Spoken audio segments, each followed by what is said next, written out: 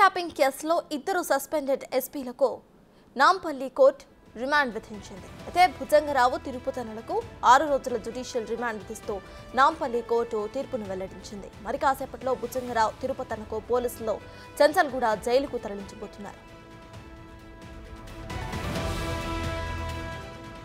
ఈ విషయంపై అప్డేట్స్ మా ప్రతినిధి రాణా లైవ్ లో అందించడానికి సిద్ధంగా ఉన్నారు. రాణా, చెప్పండి. ఇటు భుజంగరావు మరియు తిరుపతి అయితే చంచల్గూడ జైలుకు అయితే పోలీసులు తరలిస్తున్నట్టు తెలుస్తోంది. సో ప్రెసెంట్ అక్కడ అప్డేట్స్ ఏంటి?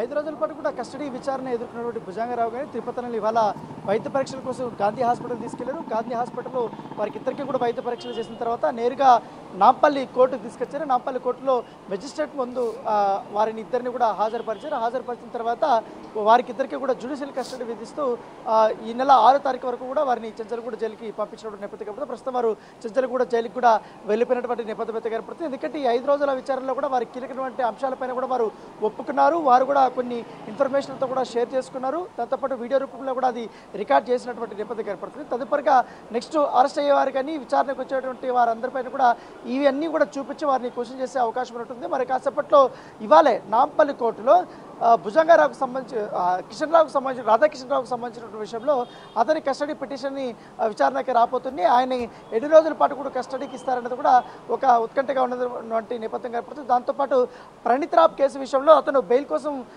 గత వారం నుంచి కూడా చాలా ప్రయత్నాలు చేస్తున్నారు. ఇవాళ కూడా ఆయన బెయిల్ పిటిషన్ కూడా ప్రణీత్ రావు వేసినటువంటి నేపథ్యం కాబట్టి ఆ బెయిల్ పిటిషన్ కూడా ఇవాళ మధ్యాహ్నం తర్వాత విచారణకి రాబోతున్నట్టుగా మనకు సమాచారం ఉంటుంది. సో ఇవాళ చాలా కీలకమైనటువంటి పిటిషన్సే నాంపల్లి కోర్టులో ఉన్నాయి. మరోపక్క ఈ ఫోన్ ట్యాపింగ్ వ్యవహారంలో కాంగ్రెస్ పార్టీకి సంబంధించినటువంటి సిరిసిల్లకు సంబంధించిన కేకే మహేందర్ రెడ్డి కూడా ఇప్పటికే డీజీపీకి కూడా కలిసి సిపిని కూడా కలిసి కంప్లైంట్ ఇచ్చినటువంటి నేపథ్యం ఏర్పడుతుంది. ఆయన ప్రస్తుతం హైకోర్టును కూడా ఆశ్రయించినట్టుగా మనకు సమాచారం. ప్రస్తుతం హైకోర్టు దగ్గర నుంచి కూడా ఆయన మరి కాసేపట్లో వచ్చి పిటిషన్ కూడా వేయబోతున్నట్టుగా మనకు సమాచారం. దానిపై కూడా ఆయన మాట్లాడబోతున్నారు. ఎందుకంటే దీని వెనకాల బీఆర్ఎస్ పార్టీకి సంబంధించినటువంటి కీలక నేతలందరూ కూడా ఉన్నారు.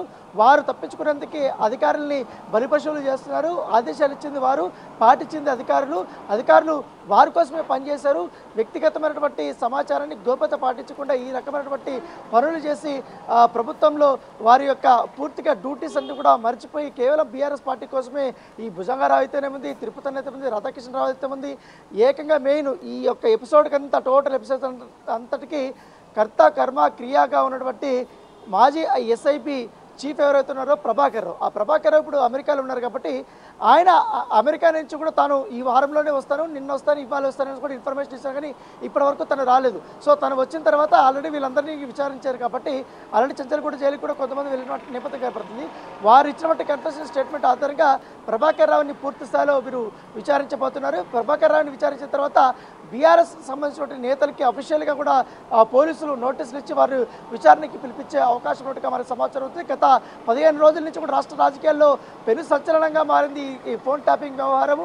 రోజుకు ఒక కొత్త పేరు రావడము, కొత్త అంశము తెరపైకి రావడము. ఏకంగా రాధాకిషన్రావు నిన్న రిమాండ్ రిపోర్ట్లో కూడా తాను చేసినటువంటి అన్ని అంశాలపైన నేరాలపైన కూడా ఆయన ఒప్పుకోవడం, దీని వెనకంతా ఉన్నది గులాబీ పాస్ అంటూ కూడా ఆయన ఒక స్టేట్మెంట్ ఇవ్వడం. సో ఇవన్నీ కూడా చూసుకుంటే ఖచ్చితంగా ఇటు ఎస్ఐబి మాజీ చీఫ్ అయినటువంటి ప్రభాకర్ రావుకి అలాగే బీఆర్ఎస్ పార్టీ ఉన్నటువంటి కీలక నేతని మెడకు ఈ యొక్క ఫోన్ ట్యాపింగ్ వ్యవహారం చుట్టుకుపోతుందనేసి కూడా మనం అనుకోవచ్చు.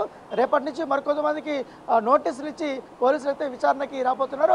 కేవలం ఏదో నోటీసులు ఇచ్చి వారిని విచారించి కాకుండా చాలా లోతుల్లోకి వెళ్ళి వీరు ఎందుకు ఫోన్ ట్యాపింగ్ చేయాల్సి వచ్చింది, ఎంతమంది చేశారు, ఏమేం కలెక్ట్ చేశారు, ఈ కలెక్ట్ చేసినటువంటి సమాచారం వల్ల మీరు ఎవరికి సమాచారం పంపించారు, ఆ సమాచారంతో వాళ్ళు ఏం చేశారు, సో దాని తదనంతర పరిణామాలు ఎలా ఉన్నాయన్న దానిపై కూడా పూర్తి స్థాయిలో కూడా వారు విచారణ చేస్తున్నారు.